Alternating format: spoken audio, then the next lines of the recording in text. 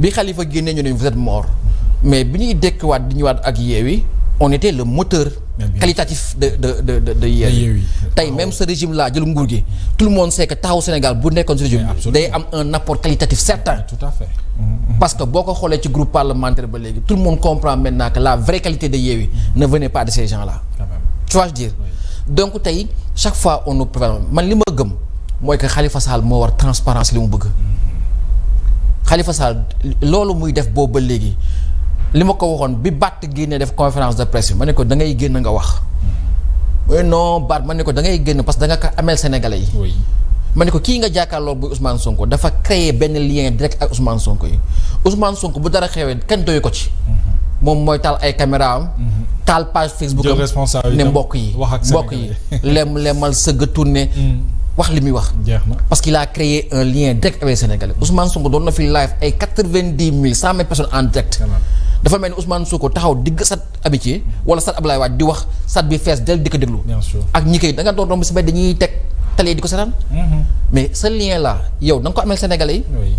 boo toogee Barthélémy def sortie bu mel nii bu rëy bii yow ngay candidat bi mais da ngay jàkkaarloog Sénégalais nga wax ak ñoom. bien sûr du dem benn émission wala plateau. du tout xam nga lu ma la oui. kañ la Khalifa Sall taxaw jàkkaarloog Sénégalais wax la vérité de ses émotions de ses sentiments de ce qui s'est passé. munoo ñëw investiture Yewwi toj ñu ne Khalifa moo tas liste bi ñu ñuy saaga ñu dégg plateau yi woy Khalifa waa Khalifa yow boo waxee. nga ne tekk tekkaaral. waaw boo ko waxee mooy la non sama ay rakk lañu. man du ma ànd ak sama ay rakk génn di wax mais àdduna doxeetul noonu. bu dee yaa nekk sa dëgg am nga sa dëgg. ni Ousmane Sonko génnee di wax dëggam génnal nga wax sa dëgg. bien sûr te Khalifa Sall moo war génn. absolument transparent pour une fois sur ses projets. très bien s'il veut être candidat en 2029. il n'a qu'à le dire. organiser ses jeunes. et avancer. s'il n'a plus d'ambition politique il n'a qu'à venir encadrer ces jeunes les porter et les avancer et faire de très bons choix je pense que loolu mooy la clé de l'avenir de taxaw loolu leer na alors keneen ku am benn ambition da ngay xool def mi ngoog alors président sànq yaa ngi ko doon brossé ci sa ay propos muy dañu gis ne diggante relation Sénégal-France dafa mel ni ce nouveau régime dafa def volte-face alors relation internationale gis nañu ne Macron sollicité nañu ko bu baax a baax par le président Diomaye les entrepreneurs français courtisés seetaan nga vidéo bi ak waa MEDEF par Diomaye alors le souverainisme en scène et puis j'ai envie de demander qu'est-ce qui a changé entre-temps diggante discours u démb yowoon ak jëfi tey. ce qui a changé mooy li ma la wax léegi l'exercice du pouvoir légitime des idées yow bu fekkee xalaat yi nga woon xalaat yu baax la yu dëggu la bis boo yoree ngóob di doxal di nga xam ndax loolu lu baaxoon la réalité du pouvoir la vérité c'est que ils sont arrivés au pouvoir avec un mauvais discours et de mauvaises idées. Première chose. Deuxièmement dafa am benn kilifa politique bu mag bu doon wax ni que l'exercice du pouvoir n'est pas le lieu de la réflexion.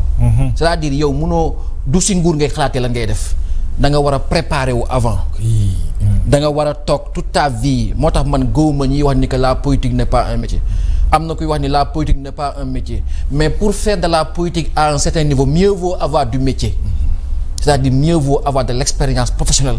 De l'expérience étatique. De l'expérience pour nga mbul la toogee. loolu mooy indi erreur yu mel nii. D'abord visite au chef d'État en France c'est une visite à contretemps. xam nga lu tax. timing bi baaxul. mais baaxul parce que lu tax. D'abord ñoom ñu ngi rentrer mais rentrer bi ñuy rentrer ñoom ils sont dañoo am crise yu bëri.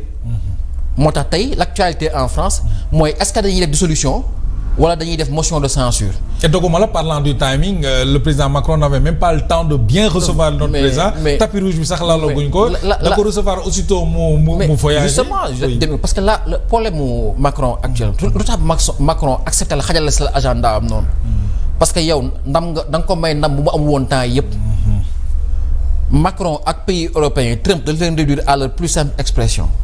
dañu wéeru woon ci États-Unis sur le plan de la défense sur l'OTAN moo taxoon sur le plan de l'armement ñu mënoon wàññi seen ay dépenses tey Trump ñëw nee na man àdduna ma doon doxee depuis 1945 man doxuma ci je ne paye pour personne moo tax tey ñoom ñu war ut xaalis pour financer seen équipement seen armement moo tax ñu def la façon de dire que c'est des dépenses qui sont hors déficit xam nga li ma la wax. oui Union européenne war et en même temps les États-Unis leen imposer ay droits de douane yu bees.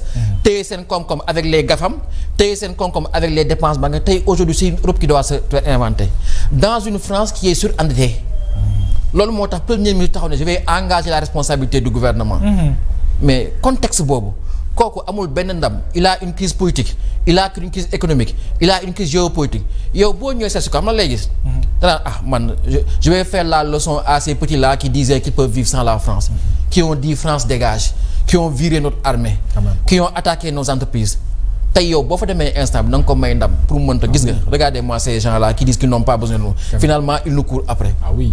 mu jël def la trophée de guerre toog nga naan café mu génn dem yoonam parce que talu la am na lu gën a metti lu koy xaar moo tax mel ne cette visite était à contre-temps la preuve président Diomaye bi muy wax à Roland Garros yaay personne boo fa dindee la délégation sénégalaise il reste absolument rien parce que ces chefs d'entreprise là yi ngay waxal mais ñoom quand il y a eu la crise de la Covid mais lan la Macron wax Macron dafa ne quoi qu'il en coûte état bi jël seen ay salaire lépp di ko fay tey bu ñu nee ni y a une crise de la dette ils sont responsables. moo tax ils ont besoin de savoir quelle loi de finances va arriver est-ce qu'il y aura une solution est-ce qu'il y aura une crise politique est-ce qu'il y aura un changement de la fiscalité donc dëkk bu am préoccupation yooyu gisuma loo fa war a jëli. Très bien alors maintenant oui. sur le fond du discours qu'il a tenu là-bas boo ko méngalee ak le ton la tonalité du discours de pitance de Ousmane Sonko à Istanbul. tu te dis aujourd'hui on est là en face d'une situation te li koy mandargaal ñu ñëpp benn chiffre la. mooy si sa rapport d'exécution budgétaire. da nga prévoiroon 241 milliards en dons. tu es à 19 milliards. loolu mooy wane amplitude bi Sénégal perte en termes de relations. boo ko méngalee ak fi àddina bi toll ci wàllu rechangement distribution. ak modification. C'est comme on dirait on nous a tourné le dos. Oui, mais en fait pas forcément. Oui. Ils nous ont tourné le dos yow yaa jël sa ay logique. Oui. parce que nous sommes responsables de nos choix. Oui. Nous sommes responsables de nos discours. li ñu dal lépp ñun ñoo toog ne ñun on est wax souverainisme. C'est quoi le souverainisme? Le souverainisme. C'est la maîtrise de ses dépendances stratégiques. Ça veut pas dire que tu t'isoles du monde. donc yow boo ñëwee jaay gaay nga leen non le FMI n'a jamais développé un pays mais qui t'a dit que le FMI sert à développer un pays?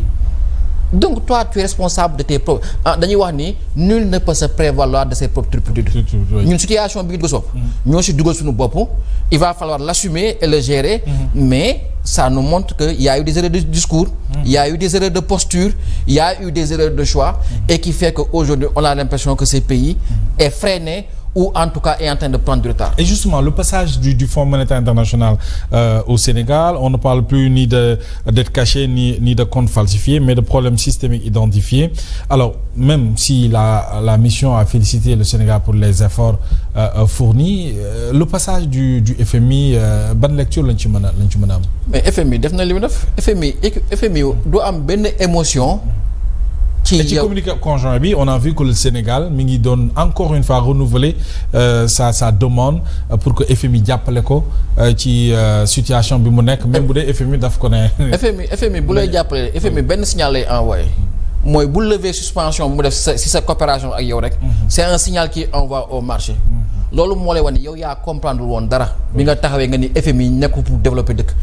FMI.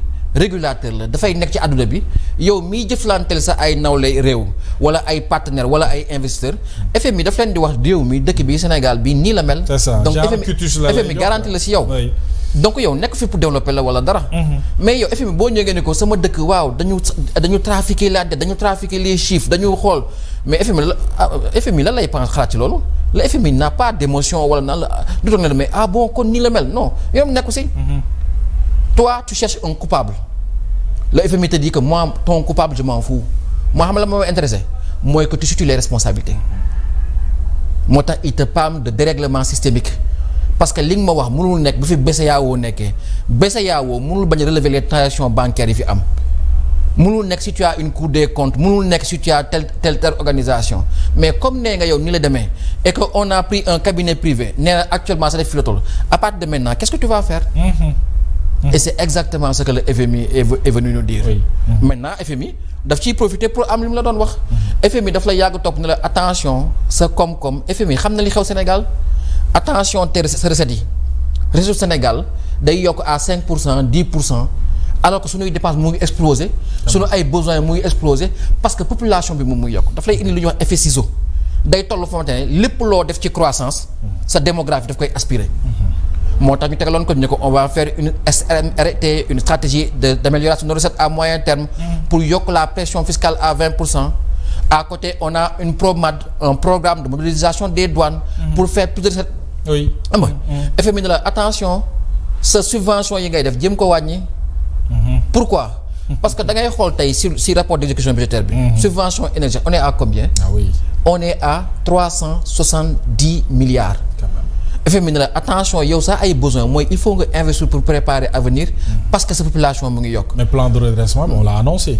mais ci FMI daf lay orienté mooy la sa RNU xoolal RNU bi actuellement on a 300 000 Sénégalais qui avaient les bourses de solidarité familiale.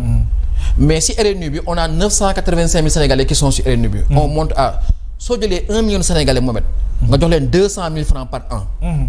ce soit 50 000 francs tous les trimestres ou 200 000 francs d'un coup. ça te fait 200 milliards.